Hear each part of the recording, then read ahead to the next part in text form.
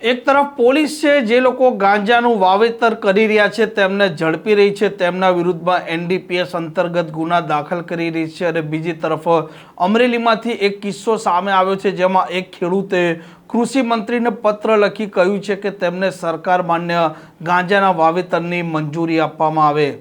વૈષ્ણવજન તો તેને કહીએ જે પીડ પરાઈ જાનાને રે।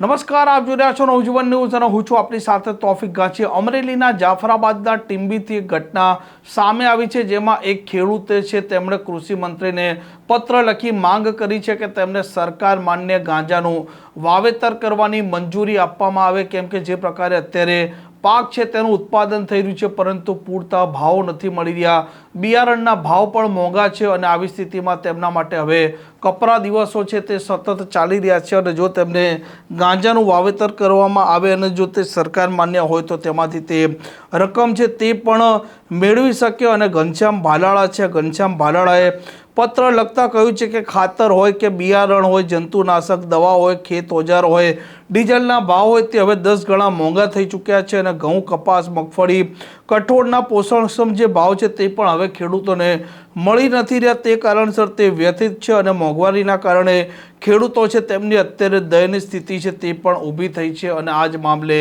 આજે ખેડૂત છે તેમણે આ પ્રતિક્રિયા પણ આપી છે। હું ભાઈ ભાલાળા, ગામ ટીંબી, તાલુકો જાફરાબાદ। હું એક ખેડૂત છું। આજે મેં 16/3 એક નકલ લખી હતી જીતુભાઈ વાઘાણીને સરકારના અન્ય કચેરીમાં કે સરકાર મને ગાંજો વાવવાની પરમિટ આપે, કારણ કે આજે ઘઉં, જુવાર, બાજરી, તલ, મગફળી, કપાસ, અન્ય પાકોના ભાવ તળિયે બેઠા છે। તેની સામે જંતુનાશક દવા, રાસાયણિક ખાતર, ડીઝલ, પેટ્રોલ, ખેત ઓજારોના ભાવ 2 થી 3 ગણા વધી ગયા છે।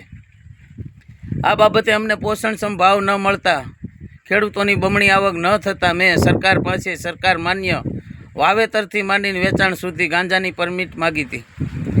તેમાં મને કલેક્ટરનો અને જિલ્લા ખેતીવાડીનો લેખિત પત્ર આવ્યો છે કે અમારા વિભાગમાં આવતું નથી।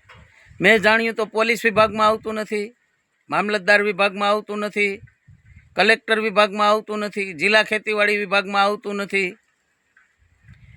તો આજે ખેડૂત પરમિટ વગર વાવે તો આ બધા લોકોના ઓલામાં આવે છે ને પરમિટ માગવા જાય તો એ કોઈ વિભાગમાં આવતું નથી। આ તે સરકારનો કાળો કાયદો કેવો કે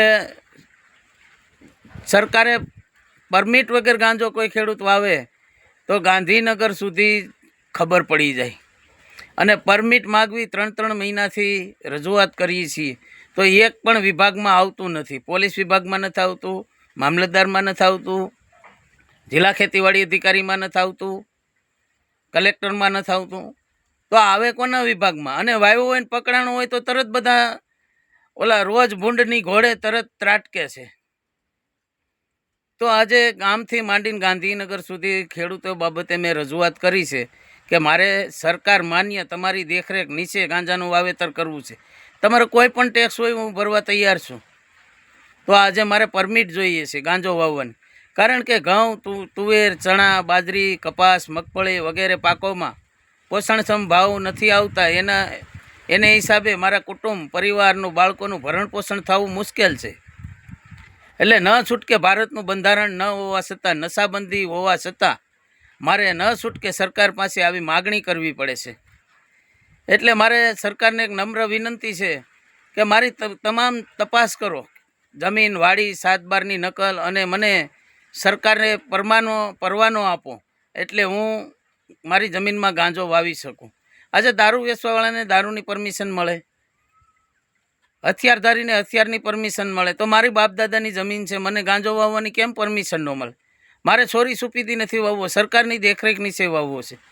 એટલે મારી એક જ અરજ છે કે મને સરકાર પરમિશન આપે અને હું 2 પાંદડે થાવ, મારા બાળકોનું ભરણ પોષણ થાય।